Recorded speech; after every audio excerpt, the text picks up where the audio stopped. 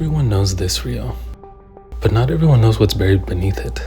Over 1 million enslaved Africans passed through this port, and then the city buried it as if nothing happened. And it didn't stop there.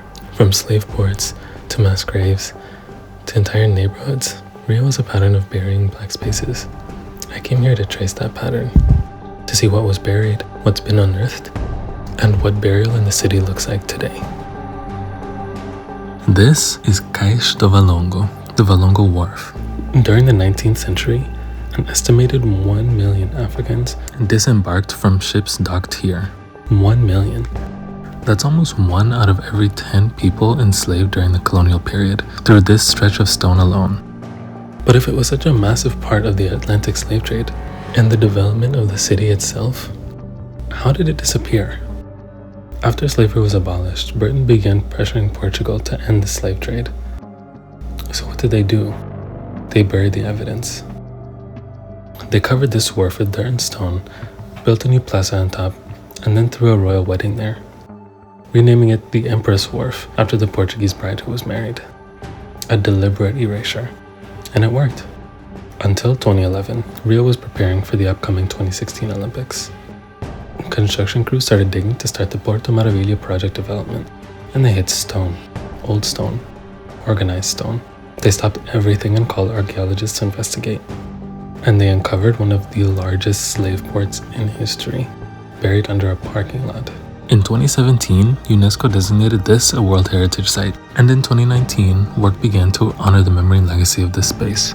This plaza on the modern street level commemorates those who arrived, with art installations and plaques telling the site's history. And across the street is a warehouse, one of the first buildings in Rio constructed without enslaved labor, led by black engineer André Rebouças.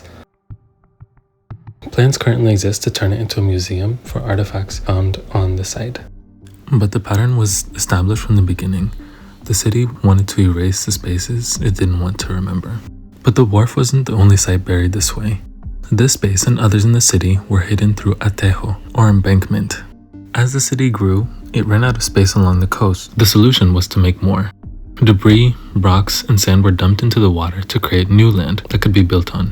For over 200 years, Rio pushed its shoreline further out. New buildings, streets, and neighborhoods, all built on reclaimed ground. Embankment was used as a tool for urban progress and modernization, but it was also a tool used to erase what the city didn't want to remember. In many cases, that meant the black spaces it was built on, and Rio had much more it wanted to forget. In 1996, about half a mile from the wharf, Mercedes Guimarães was renovating her house in the Gamboa neighborhood. She pulled up her floors and found human bones. Not one skeleton, not 10, thousands. Archaeologists came and started digging, and the site became a doorway into a hidden history. The Cemitério dos Pretos Novos, the cemetery of the newly arrived black people. An estimated 5% of people that came through the Valongo Wharf were buried here.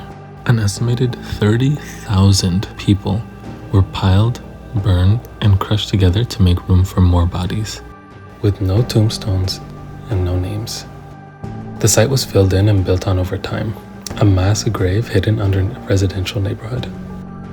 Mercedes turned her home into the Instituto dos Pretos Novos, a museum and a research center, where you can still see the excavation that was done through glass panels in the floor. The people buried here died before even being counted as human, just disappeared. The city buried black people, but kept the creations they made, just without the names attached.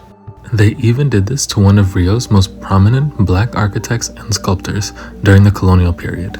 Born enslaved in 1745, was Valentim da Fonseca y Silva, known as Mestre Valentim. He bought his freedom through public commissions in the 1770s. Then he used his status to support other enslaved and free Africans. He designed some of Rio's public infrastructure, including statues and parks like Passeio Público. And this public fountain, the Chafariz da Pirâmide, also known as the Chafariz do Mestre Valentim, now sits at Praça 15 or Plaza 15, which was actually the original port where enslaved Africans were brought until they were moved to the Valongo Wharf. Also buried and also excavated. He died in 1813, buried in yet another unmarked grave. For 2 centuries, the city celebrated his work but erased his name. So if the city was erasing Black presence, who was keeping it alive? The people in a church tucked about a mile away. Igreja Nossa Senhora do Rosário dos Homens Pretos, the Church of Our Lady of the Rosary of the Black Men. Built in the 1700s by an Irmandade, or brotherhood, of enslaved and freed Africans. But why did they need their own churches? The Portuguese churches were segregated, and Black people were prohibited from them, even if they were forced to build them. So they built their own. The ornate interior burned down in 1967 and was rebuilt simpler. But tucked behind the back of the church is another archive. I got exclusive access while it was closed for renovations. The Museu do Negro, the Black Museum. Inside are relics of Black colonial life, artwork, maps, daily tools used by the enslaved, and even artifacts of torture. One room in particular was the secret meeting space, this one, where the Irmandade met. Mestre Valentim was part of this Irmandade, which in later years included other prominent Brazilian figures, like lawyer Luiz Gama. They gathered here to strategize ways to resist the slave trade. They collected offerings during Mass, then went to ports like Valongo and Praça 15 to buy people's freedom on the spot. A church on the surface, a secret network of resistance built underneath.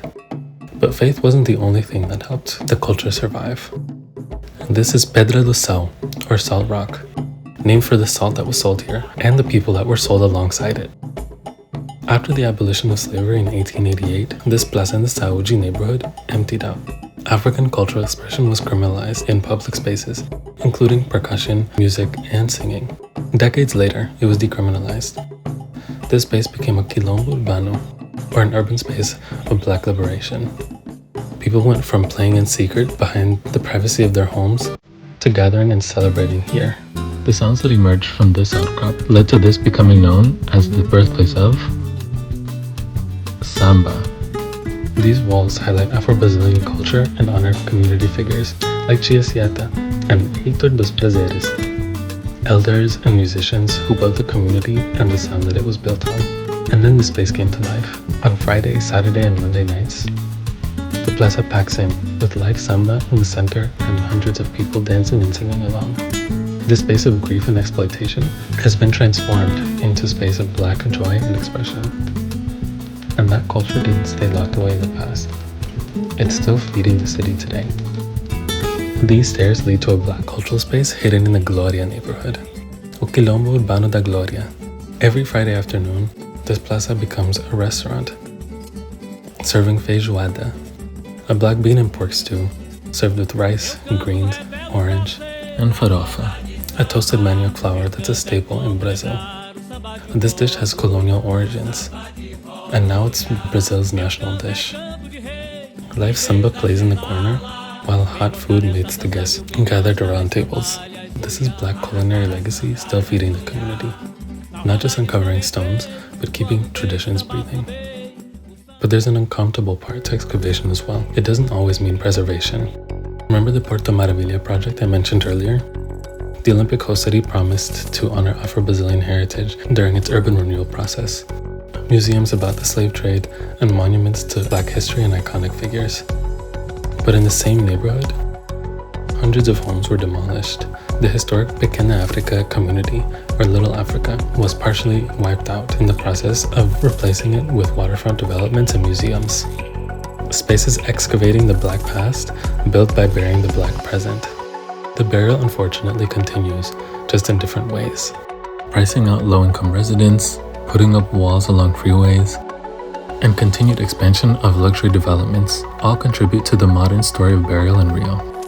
The city tried to bury these spaces in stories, some for decades, some for centuries.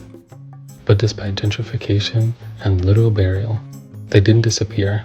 They survived in the plazas, the churches, the music, the food, and the people. These spaces and stories are still here, just beneath the surface. These are Rio's hidden Black foundations, and they're still being unearthed today. This is Unearthed Urbanisms, excavating Black spatial stories across Central and South America. If you enjoyed and want to keep digging, subscribe. Next stop, Salvador, the first capital of Brazil and its most African city. Thanks so much for watching, and I'll see you there.